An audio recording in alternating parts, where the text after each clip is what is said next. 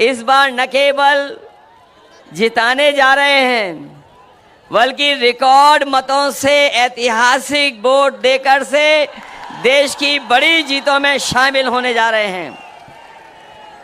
मुझे अपना पहला चुनाव याद आ रहा है। जो हमारे पुराने साथी होंगे वो जानते होंगे कि इसी मैदान में मैं पहली बार आया था और उस मंच पर नेताजी से लेकर के पार्टी के सभी वरिष्ठ नेता थे और जब मुझसे अपील करने के लिए कहा गया था, मुझे आज भी याद है कि केवल मैंने नाम लिए थे और केवल आप लोगों से सहयोग मांगा था, उसके अलावा मैं कुछ नहीं बोला था। उसके बावजूद भी कन्नौज की उस जनता ने मुझे जो पहला चुनाव था अच्छे वोट से जिता करके भेज दिया। उस समय जो बातें कही गई थी, नेताजी ने कहा था, याद होगा, कि मैं इसे आपको अपने बीच में भेज रहा हूं, इसे नेता बना देना। हमारी पार्टी के दूसरे नेता ने कहा था कि इसको सुल्तान बना देना।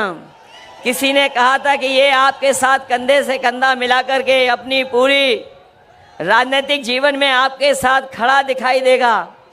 और उसका परिणाम है कि पहले चुनाव से जब भी मुझे चुनाव लड़ना पड़ा होगा, मैं चुनाव लड़ा नहीं लड़ा, लेकिन अपने कन्नौज के लोगों को कभी मैंने छोड़ा नहीं। एक कन्नौज का एक लंबा समाजवादी इतिहास है जो डॉक्टर राम मनोहर लोहिया जी से शुरू होता है, नेताजी से लेकर के, और जब भी समाजवादी पार्टी ने जिसको आपके बीच में लड़ाया होगा, आपने ऐतिहासिक वोटों से जिताने का काम किया। और जब मैं जीता हूं तो इस कन्नौज को विकास की ऊंचाइयों तक ले जाने का काम किया है। इसी कन्नौज में जितने भी बड़े बड़े काम आज दिखाई दे रहे हैं, सबके सब समाजवादियों के किए हुए हैं।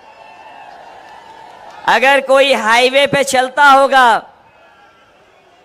तो वो जानता होगा कि समाजवादियों का हाईवे है।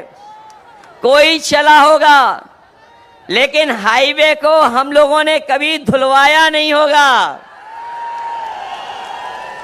जो लोग आज के दिन जब हम याद कर रहे हैं और अपने परशुराम जयंती के दिन, अक्षय तृतीया के दिन जब ये कार्यक्रम होने जा रहा है, मुझे पूरा भरोसा है कि कन्नौज की जनता, ऐसे लोग जो हमारे और आपके बीच में दीवार बन करके खड़े हैं, समय समय पर समाज को तोड़ने का संदेश देते हैं, उन सबको आप धोने का काम करोगे, एक एक वोट डाल करके धोने का काम करोगे। वैसे तो चोरी में झगड़ा तभी होता है जब बंटवारा ठीक से नहीं होता है।